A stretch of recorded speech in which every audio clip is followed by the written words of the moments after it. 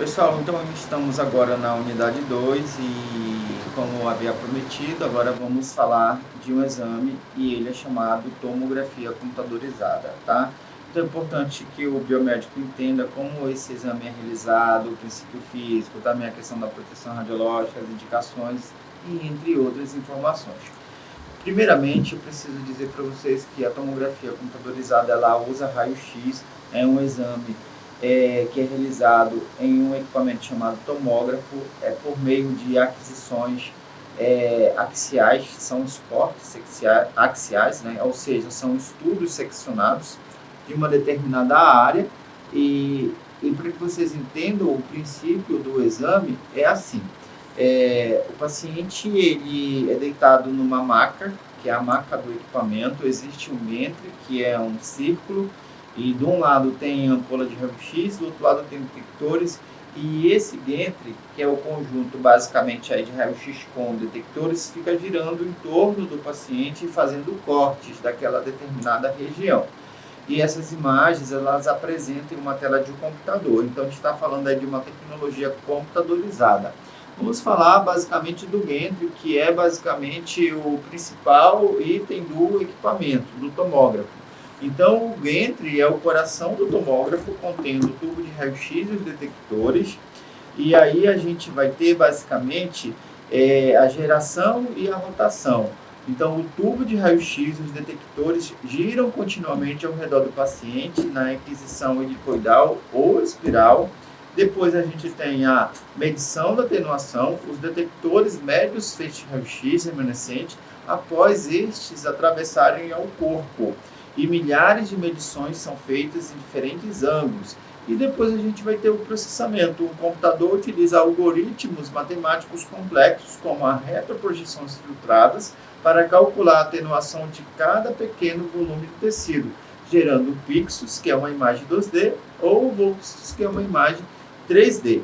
Tá? Em tomografia também nós vamos ter um conceito relacionado à escala de Horsfield, que é o HU, que, em outras palavras, é o resultado final da TC, quantificado em uma escala padronizada, ou seja, essa escala de Horsfield, que permite diferenciar os tecidos com a sua base de densidade. Então, o ponto de referência dessa escala é o seguinte, é a água que ela é medida nessa escala como 0HU. Tá? Então, densidades extremas, como por exemplo o A, é de aproximadamente menos HU, e vai tonalizar em tons mais escuros, porque eles são hipodensos, e o osso cortical é tipicamente entre mais 400 a mais 1000 HU, que vai tonalizar em imagens mais brancas, aí, porque eles são hiperdensos.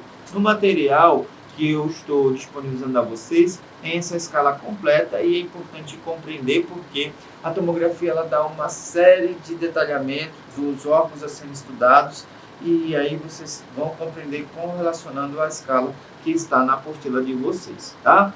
Então, o que nós temos, por exemplo, também com relação à tomografia? São os parâmetros de protocolos e dose de radiação. Como eu já havia dito na unidade 1, é importante a gente otimizar a dose de radiação para que esse paciente tenha ali, basicamente, um exame realizado, mas não tenha tanta lesão ou tantos efeitos indesejáveis, por exemplo, com relação à radiação ionizante.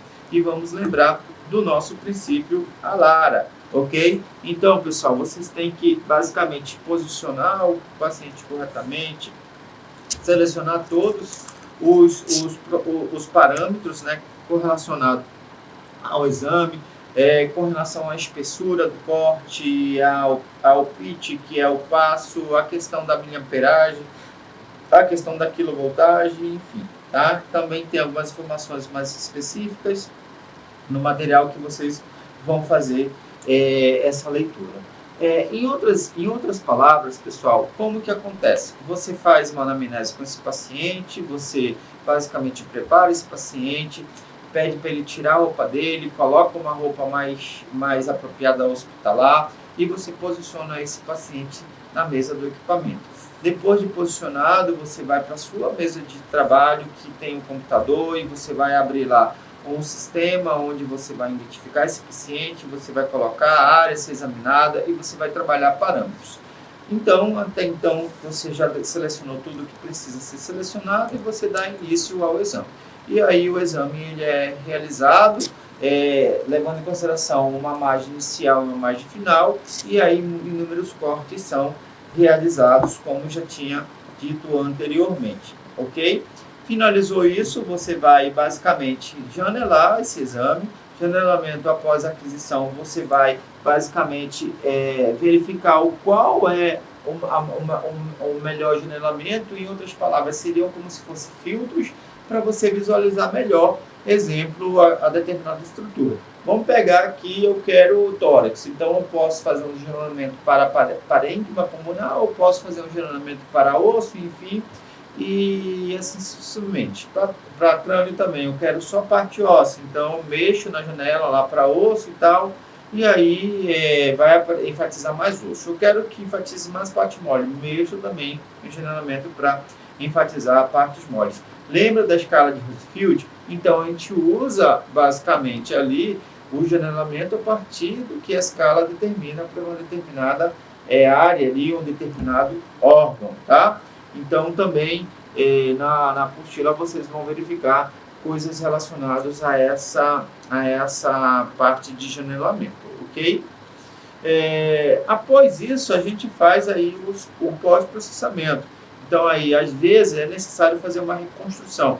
Em tomografia, a gente faz aquisições em axiais e a gente consegue reconstruir esses axiais, que são os cortes, para os planos coronal ou sagital. Então, isso chama-se reconstrução multiplanar. Também é uma possibilidade da tecnologia, ok? E também eu consigo também fazer as reconstruções 3D. Seria, então, eu pegar ali sistema renal. Eu tirar tudo que não é necessário e deixar somente o sistema renal e eu, no modo Cineloop, verificar esse sistema renal em 360 graus.